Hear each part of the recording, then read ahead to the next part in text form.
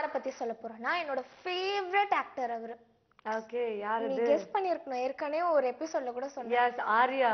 S, கண்டிப்பா ஆர்யா தான் all time favourite இல்லையா? ஓகே. சோ ஆர்யா வந்து பாரு, நான் அவரோட ஃபேனா இருக்கேன் அப்படின்னா அதுல ஒரு நியாயம் இருக்கு. அவருக்கு எவ்வளவு நல்ல மனசு தெரியுமா? சரி, என்ன பண்ணாரு அப்படி? அவர் வந்து நட்புக்காக நடிக்கிறாராம்பா.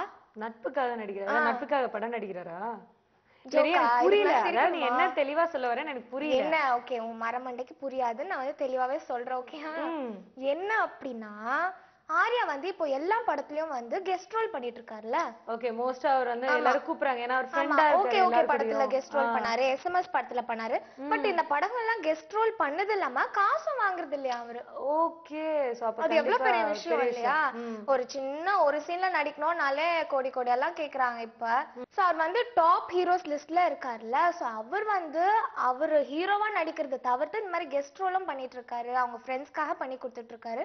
அண்ட் அது காசும் வாங்க மாட்டேன்றாராம். எவ்வளவு நல்ல விஷயம் இல்ல, கண்டிப்பா இத வந்து இப்ப நம்ம கூட பாராட்டியே ஆகணும். விஷால் நடிக்கிறாரு இல்லையா பூஜை படம், அதுல கூட ஒரு கெஸ்ட் ரோல் பண்றாராம் அவரு. அண்ட் கதை திரைக்கதை வசனம் இயக்கம் பார்த்திபன் சார் எடுத்தது, அதுலயும் வந்து அந்த படத்துலயும் வந்து கெஸ்ட் ரோல் தான். பட் எதுக்குமே அவர் காசு வாங்க மாட்டேங்கிறாராம். அதுதான் அங்க நிக்கிறாரு ஆர்யா.